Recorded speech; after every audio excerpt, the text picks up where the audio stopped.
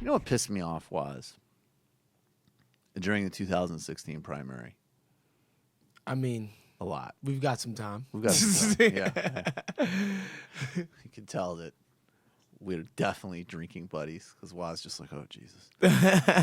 No, but that I've mentioned it so many times. The kind of like the implying that Bernie Sanders was somehow like a stealth misogynist or racist candidate, even though we criticized the way Bernie Sanders dealt with Black Lives Matter. I think Bernie needed to improve his broader messaging, and he did. But it was just really galling to me that a woman who, backed welfare reforms, pro death penalty, and all the rest had the audacity, like that somehow she had become like this wokeness person. And the other thing that really stuck in me is just some of his like recent history. In 2008, I remember being in college, 2007, being in college, supporting Barack Obama and watching Mark Penn's orchestrated campaign on behalf of Hillary Clinton as her chief strategist with memos like, save it for 2050 with regards to Obama's multicultural heritage. Memos like Obama doesn't share like core American experiences, right? Like that dude in that campaign played with so much instigation around race, around Islam. It was unbelievable, right? And Mark Penn is a kind of notorious scumbag and has been pretty discredited. But for some reason, the New York Times saw fit to give him and a guy named Andy Stern. You know who Andy Stern is? Was? No, I'm not familiar with him. Yeah. You know why? Because nobody's familiar with Andy Stern. Okay. There was a column that came out last week by Mark Penn and Andy Stern on the future of the Democratic Party and why it needed to move to the left. Now, to the right, rather. Now, Mark Penn is a guy who did the racially coded strategy for Hillary Clinton in 2008. He apparently also made core strategic blunders like not understanding how delegates were awarded in the Democratic primary system, even though he was the chief strategist. And screwed Hillary Clinton over because while she had come out against the Colombia Free Trade Agreement, which was the TPP of its day in the Democratic primary, Mark Penn was literally at the same time he was her chief strategist going to Washington to work on behalf of Colombian government officials for that trade agreement. That was actually the final embarrassment, which finally made him get fired, right? And he still collected millions of dollars for this campaign. Andy Stein, who he co-wrote this with, and I'm going to quote now from Alex Porine. Andy Stein's a former Democratic New York City politician who's not held any elected office since 1994. Who was convicted of a tax evasion for using a money launder supplied by Ponzi schemer Kenneth Starr to fund his extravagant lifestyle, who for years was married to Lynn Forrester de Rothschilds of those Rothschilds, a legendary idiot who fervently supported Hillary Clinton but hated Barack Obama because of his proposal to raise the top marginal tax rate was Marxism, who then briefly dated Ann Coulter and finally, in 2016, endorsed Donald Trump. I present Stein's biography mainly to emphasize how much the decision to publish this op-ed represents contempt for Times readers. Andrew Stein is not a vital or interesting voice in the year 2017, and his history, personal, electoral, and criminal, does not suggest anyone with any relevant ideas for strengthening the national position of the Democratic Party. He has been in New York and a non-entity nationally. So start from there before we get to the column. That is literally his co-author on this piece, a guy who endorsed Trump, hasn't held office since 1994, and apparently had issues with tax evasion, which I guess would make the sympathy for Trump apparent. Well, whenever New York Times publishes a weird thing, I'm like, how far is this from David Brooks wacky? Right. It's in the neighborhood, and that guy's a freaking, he's a columnist. Right. This is not just, he doesn't do just one-offs. He's on the payroll. Right. So this is in that mold to me. Mark Penn then goes on, and it's weird because he's also going back to, and this is the reason I think it's relevant, because when he ran Clinton's reelect in 96, first he's being misleading because the people like that want you to only think of the way Clinton got reelected was by signing welfare reform and moving to the radical right on budget issues, which he did in some ways, and certainly on welfare. But the red line that Clinton used against the Republicans in 96 was basically like, we're going to protect Medicaid, protect Medicare, Social Security, and the environment. That was like the rote thing. So it was like triangulation, people forget, also meant like hugging your popular issues, Of course. right? So what Penn doesn't mention any of that.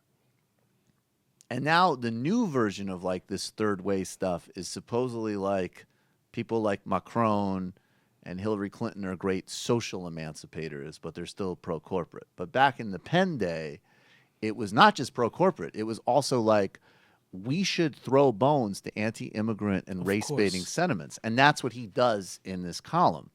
Basically, Democrats are losing because of like transgender bathrooms, even though actually part of the reason we have a Democratic governor in North Carolina is because the previous Republican governor's obsession with that issue was so bigoted and embarrassing that it led to him losing. Then Penn wants to basically throw immigrants overboard, essentially. They don't say specifically how, but of course, like a core part of emerging Democratic base.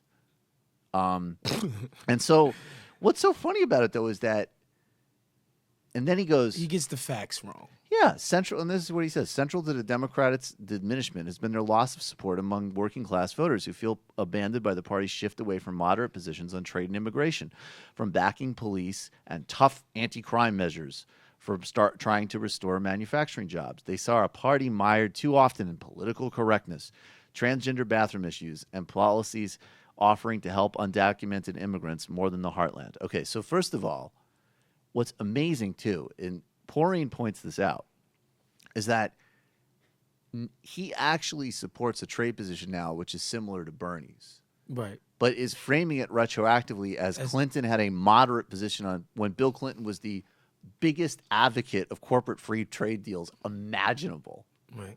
Right? And then, I mean, it sounds to me like he's actually advocating like sort of just like a soft Trump program. Well, he said big government's obviously part of the problem. Right. And then he's like, we need these huge infrastructure deals. We need the government to step in to save jobs from going away. It's like, what the fuck? Make up your mind, but they're not boy. Socialists. And that's what he says. We need to. There are plenty of good issues Democrats should be championing. They need to reject socialist ideas and adopt an agenda of renewed growth, extra protection of American workers, and return to fiscal responsibility. While the old brick and mortar economy is being regulated to death, I guess that means things like, blocking Keystone. What, by Amazon? Yeah, right. The new tech economy has been given a pass to flout labor laws with unregulated, low-paying jobs.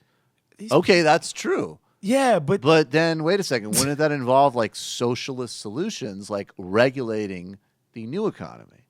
And incidentally, what contracting situations are working out for Mark Penn, where he's calling for regulating the tech economy? That's what I want to know. Look, all third way means is that you don't explicitly say the word black or Latin.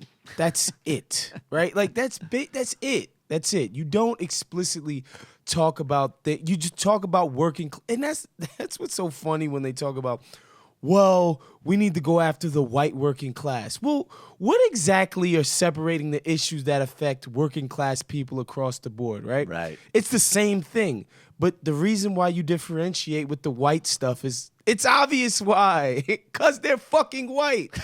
Like, it's obvious why you can do that. And the only way that kind of stuff works is for a guy like Barack Obama, who he doesn't have to get extremely explicit about being for blacks and Latinos is because he's black. Well, also, Mark Penn implied. clearly still hates Barack Obama because they also don't mention Obama. Yeah, just killing they mention people in JFK and Bill Clinton while totally retroactively distorting Bill Clinton's record for better and for worse. And then, because the thing about Obama, which Poreen points out too, is like and I'm just saying this clinically, like I have policy problems with Obama, but this whole split, I mean, I think policy-wise, Obama was a third way guy, but he united Democratic factions in a way that none of these people have done ever in recent memory, right? And maybe ever, at least in this current iteration of the party.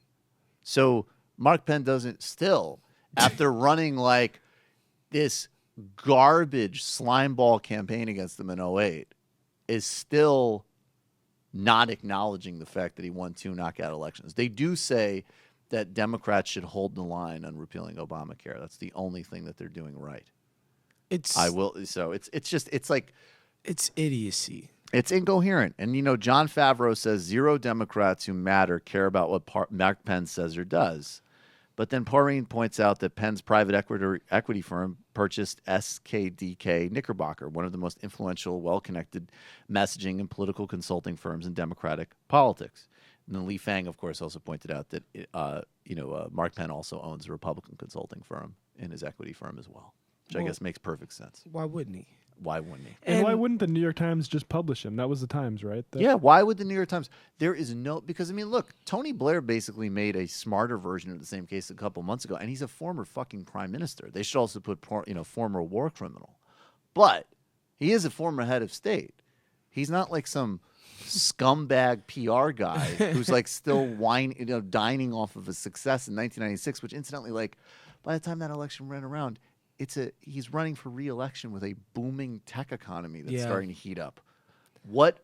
How much more would Bill Clinton? I mean, Bill Clinton would have needed to at that point gone out of his, and he's running against Bob Dole. He would have had to get head on TV. Yeah, on TV. It's a complete distortion. I actually I found Bill Clinton's ideas of things like what the word is much more charming than some other people in our modern media environment. Yeah, I'm just sick. I'm kind of tired of talking about 2016's election and the campaign and all the shit that Democrats need to do to win, because first of all, it wasn't some fucking blowout. Right. You got upset, but you didn't lose in such a manner that it's like, wow, we can't possibly see how you could win another election. It's not that, but we got to act that way. But the cumulative effect of like 1,000 local offices. Yes. I mean, they're. I mean, I think when you have a party that has basically only had success in the modern era because you've just had 2 extraordinarily charismatic 2-term presidents, and besides that, they've basically been losing.